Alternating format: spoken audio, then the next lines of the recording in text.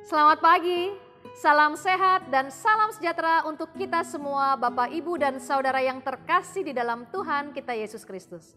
Di pagi yang sungguh luar biasa indah ini, mari sebelum kita melaksanakan seluruh tugas dan tanggung jawab kita menghadap Tuhan dengan merenungkan firman Tuhan. Tapi terlebih dahulu, mari berdoa. Ya Tuhan Allah, kami sungguh bersyukur Tuhan membangunkan kami di pagi yang luar biasa, penuh akan sukacita dan rasa syukur kami. Sebelum kami melaksanakan tugas tanggung jawab kami akan mendengarkan dan merenungkan firman Tuhan. Roh Kudus menuntun dan membimbing kami sehingga firman inilah yang akan menjadi pelita bagi kaki kami. Berfirmanlah ya Tuhan, kami siap mendengar, kami siap melakukan firman Tuhan itu. Demi Kristus Sang Firman yang hidup, kami telah berdoa, kami telah bersyukur, dan kami siap menyambut firman Tuhan. Amin. Pembacaan kita di pagi hari ini terambil dari Roma pasalnya yang ke-12, ayatnya yang ke-15. Demikian firman Tuhan. Bersukacitalah dengan orang yang bersukacita, dan menangislah dengan orang yang menangis. Demikianlah pembacaan Alkitab kita. Berbahagia bagi kita yang mendengarkan dan merenungkan firman Tuhan. Terpujilah Kristus Yesus. Cara bersukacita dalam kebaikan Tuhan atas orang lain. Ketika kita melihat Tuhan memberkati orang lain, biasanya kita merespon dengan salah satu dari respon ini. Apakah kita juga bersukacita atas keberhasilan orang itu, atau kita malah menjadi benci dan iri atas keberhasilan orang lain? Entah mengapa bagian akhir dari pembacaan ayat kita ini jauh lebih mudah untuk dilakukan. Lebih mudah untuk menangis dengan mereka yang menangis, tetapi jauh lebih sulit untuk bersukacita ketika seseorang sedang mengalami kesuksesan. Malah kadang kita merasa terancam karena orang lain lebih sukses dari kita. Dan kita menjadi iri lalu jatuh kepada kebencian. Itu karena kita berpikir dunia ini seperti sebuah kue raksasa yang terbagi menjadi beberapa potongan. Jika seseorang mendapatkan potongan yang lebih besar daripada kita menjadi iri. Kita jadi menimbang-nimbang. Kita jadi mengungkit-ungkit, kita jadi melihat-lihat bahwa Tuhan sepertinya tidak adil dalam kehidupan kita. Kenapa potongan kue saya lebih kecil daripada orang lain? Kita menjadi seperti anak kecil yang iri ketika melihat temannya mendapat potongan kue yang lebih besar. Pada dasarnya pemikiran itu salah Bapak, Ibu dan Saudara. Tuhan memiliki semua potongan kue itu di dunia ini. Dia tidak pernah kehabisan stok kue untuk dibagikan kepada seluruh jemaatnya, kepada seluruh umat percayanya. Dia tidak pernah kehabisan berkat dan kasih karunia. Ada lebih dari cukup anugerah dan berkat di dalam dunia ini bagi semua orang.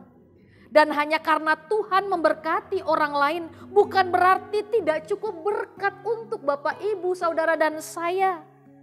Dia ingin memberkati kita dengan cara Tuhan. Tetapi mungkin dengan cara-cara yang tidak sesuai dengan penilaian kita. Kita bisa melihat potongan itu lebih besar diberikan kepada orang lain.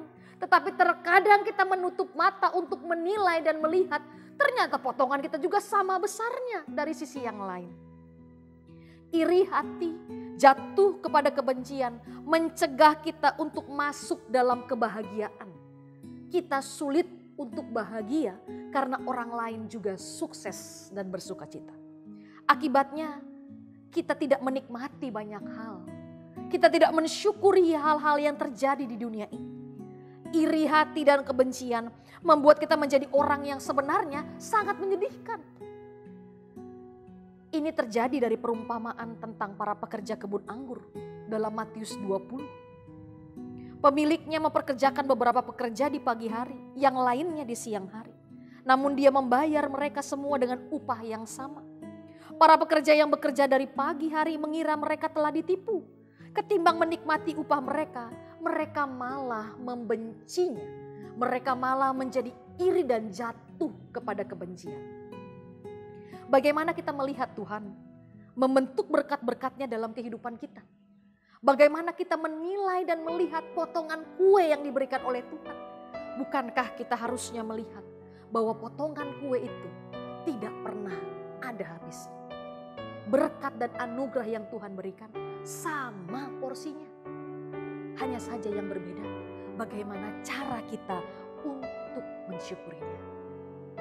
Jika kita melihat orang lain sukses, jika kita melihat orang lain bersuka cita karena apa yang diperolehnya, bersukacitalah bersama mereka yang bersuka cita. Jangan menjadikan iri, jangan menjadikan kita jatuh ke dalam kebencian. Karena dalam firman ini kita diarahkan untuk bersukacita dengan mereka yang bersukacita. Artinya kita bersyukur atas apa yang kita dapatkan dan kita mampu mengucap syukur juga atas yang orang lain dapatkan. Selamat menikmati potongan kue yang pada dasarnya sama besarnya. Selamat bersukacita atas kebaikan yang orang lain rasakan, atas kesuksesan yang orang lain dapatkan. Tuhan Yesus memberkati. Amin. Kita berdoa. Ya Tuhan Allah, kami sudah merenungkan firman-Mu. Kami diingatkan untuk kami bersukacita bersama dengan orang yang bersukacita. Kami menangis dengan orang lain yang menangis. Kami tidak mau jatuh ke dalam iri hati ataupun kebencian. Di mana ketika kami melihat orang lain sukses, kami melihatnya seperti seorang anak kecil yang iri akan potongan kue yang jauh lebih besar dinikmati oleh orang lain. Kami tahu, kami memahami, biarkanlah iman percaya kami yang menuntun kami. Untuk kami lebih lagi paham bahwa semua itu sama porsinya. Ajar kami untuk membuka mata kami, membuka segala sesuatu dalam kehidupan kami, sehingga kami mampu bersyukur atas apapun yang Tuhan berikan dalam kehidupan kami. Karena kami percaya berkat dan anugerah Tuhan tidak berkesudahan dalam kehidupan kami. Kalau sebentar kami akan melakukan tugas tanggung jawab kami, kiranya Tuhan menuntun kami, sehingga kami mampu melaksanakan tugas dan tanggung jawab itu penuh dengan rasa syukur dan sukacita. Terima kasih ya Tuhan, terpujilah nama-Mu. Di dalam nama Tuhan kami Yesus Kristus, Juru Selamat kami yang hidup, kami telah mendengarkan firman Tuhan dan kami siap melakukan tugas tanggung jawab kami di hari ini. Amin.